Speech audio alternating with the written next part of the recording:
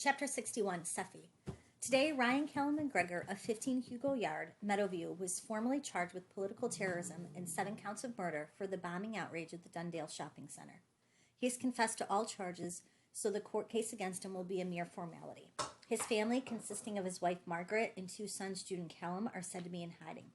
Every word was an arrow pinning me to my chair. But he didn't do it. I knew that as surely as I knew my own name. Callum's dad was no more the bomber than I was.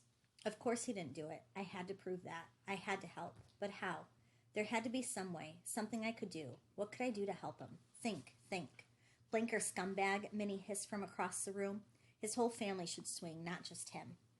Minerva, I won't have language like that in this house. Do you hear me? You don't live in Meadowview. Yes, Mother, Minnie said, chastened. But it didn't last long. And to think we've had him here in this very house, and his wife actually used to work here. If the press gets a hold of that little bit of info, they're going to have a field day, and Dad's going to have kittens. What do you mean? I asked. Oh, Seffi, use your brain. If Ryan McGregor gets off, Dad will be accused of favoritism and protecting his own and all sorts of things, whether or not it has anything to do with him. But the Dundale bomb has nothing to do with Mr. McGregor. Nonsense, he's confessed, hasn't he? I turned to Mother. She looked very thoughtful. Mother, they won't really hang him, will they? If he's guilty, Mother shrugged.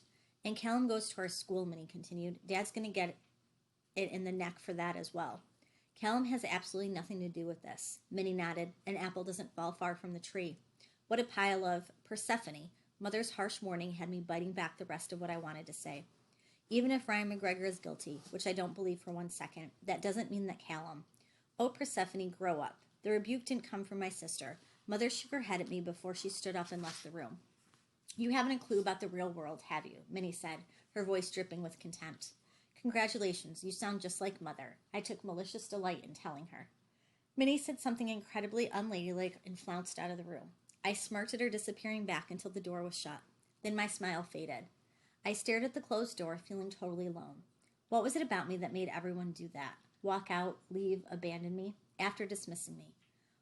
Why did what I say and did invariably drive everyone away? Mother, Minnie, even Callum. But I was right about this one. Callum's dad wasn't the Dundale bomber. Mother and Minnie were wrong, and I was going to prove it. I just had to figure out how.